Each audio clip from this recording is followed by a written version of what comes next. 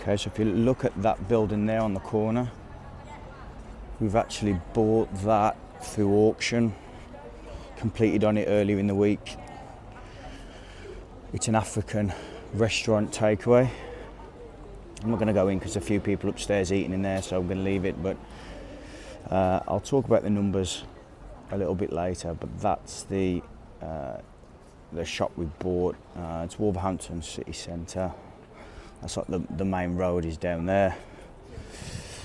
So yeah, I'll talk about the numbers in a bit. So that property there that I just showed you, Wolverhampton city centre, WV1 postcode. It isn't a huge property. It actually looks bigger from the outside than it is inside. It's not massive.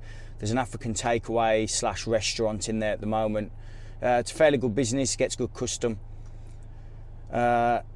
We exchanged at 110 on that in auction. It was originally on the market for 200,000 with a local agent. Over 2 or 3 months, it come down to 170, and there's a lease in place of 15,800 a year. So there was a relatively half decent yield in a city centre location. If you could get it for 150, in my mind, that's, you know, a 10% yield in the city centre. That's not bad for, you know, as an investment, right? But we always try and get better than that. But that isn't the end of the world if you buy it at that price. I thought just let it run for a while, see if we can keep negotiating on it. And anyway, it ended up going into one of these online auctions. I've got a few relationships with auctioneers doing that, and it ran through an auction. It sold, but the buyer ended up pulling out. So the auctioneer rang me and said, "Do you want to have a look at it again?" And I said, "Yeah, let's have a look." I negotiated the price down. We ended up getting it for 110,000. Exchanged contracts on that. The seller obviously got more and more motivated over time.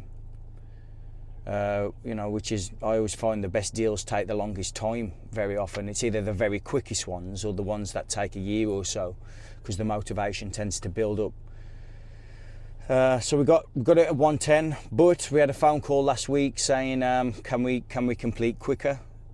And that was a little bit of leverage. So I turned around and said, well, yes we can, but we want a bit of a discount on it. So we ended up paying 105,000 for the property. In my mind, that's worth around, I'd say 150, 160 in my opinion, based on a 15,800 per year lease that's on there. 5-year lease, no break clauses, upwards only rent review every year, every 12 months, with personal guarantees as well. So it's a fairly good lease. Yeah, so if I mean, at 105,000, you can sort of work out the yield yourself there, but that's like, I don't know, is it 14, 15%, something like that, in the city centre, which is a very good yield. We bought that cash with an investor. The investor put all the money in, so we will be refinancing that back out, trying to pull out as much of that initial outlay for the investor as possible. And generally, what we do when we work with investors, we tend to give them as much of the initial outlay as rent roll as possible, profit on top of the mortgage to pay back their initial outlay if there's any money left in the deal, and then we'll split the rest according to the shareholding proceedings or however we are working. Obviously it's a bit nuanced, it's not as simple as that, but that's the roundabout what we do. So yeah, again, no money down deal for us as a company, and everyone wins. The seller wins in the end. I know he didn't get the price he was looking for, but over time we were there as the motivation rose. We were there to get the deal done.